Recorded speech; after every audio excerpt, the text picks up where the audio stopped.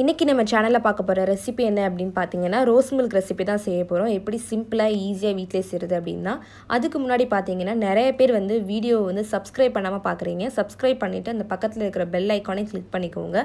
அப்போ தான் நான் போடுற வீடியோ எல்லாமே உங்கள் மொபைலுக்கு நோட்டிஃபிகேஷனாக வரும். வாங்க நம்ம வீடியோக்குள்ளே போகலாம். இப்போ நான் 1 ஸ்பூன் அளவுக்கு சப்ஜா விதை எடுத்திருக்கேன். இதை துளசி விதைன்னு சொல்லுவாங்க. இதை ஒரு 10 நிமிஷம் நம்ம ஊற வச்சுக்கலாம். இப்போது நல்லா ஊறிடுச்சு. இந்த சப்ஜா விதையில் பார்த்தீங்கன்னா நிறையவே பெனிஃபிட்ஸ் இருக்குது. நம்ம பாடி ஹீட்டை குறைச்சிடும். ஸோ அதுக்காண்டி தான் பார்த்தீங்கன்னா எப்போதுமே நம்ம ஜூஸ் செய்யலை இந்த மாதிரி 1 ஸ்பூன் அளவுக்கு சப்ஜா விதை எடுத்து ஊற வச்சு ஆட் பண்ணிக்கோங்க. இப்போ நான் ரோஸ் மில்க் ப்ரிப்பேர் பண்ணுறதுக்கு பார்த்தீங்கன்னா ரோஸ் சர்பத் எடுத்திருக்கேன். இது எல்லா லோக்கல் ஷாப்ஸ்லையுமே உங்களுக்கு கிடைக்குது. நான் வாங்கியிருக்கிறது பார்த்தீங்கன்னா 777 பிராண்டில் வாங்கியிருக்கேன். நன்னாரி சிரப் எப்படியோ அதே மாதிரி தான் இந்த ரோஸ் சிரப்பும். கண்டிப்பாக உங்களுக்கு நான் ஃபியூச்சரில் ஒரு நாள் வீடியோ போடுறேன் எப்படி நம்ம ரோஸ் சிரப் வீட்டிலே செய்கிறது அப்படின்னு.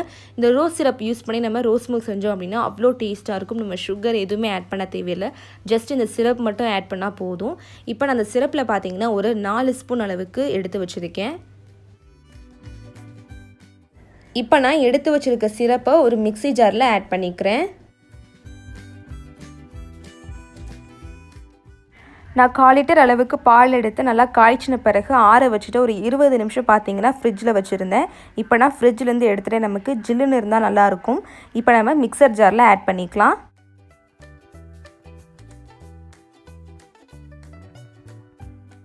இப்போ நான் எல்லா பாலையுமே ஆட் பண்ணிட்டேன். இப்போ நம்ம இதை பிளெண்ட் பண்ணிட்டு வந்துடலாம் மிக்சரில்.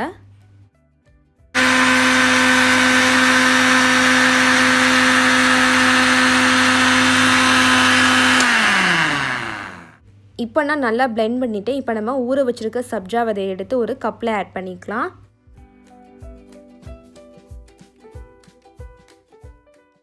இப்போ நான் சப்ஜா விதை ஆட் பண்ணிட்டேன். இப்போ நம்ம இது கூட ரோஸ் மில்கை ஆட் பண்ணிடலாம்.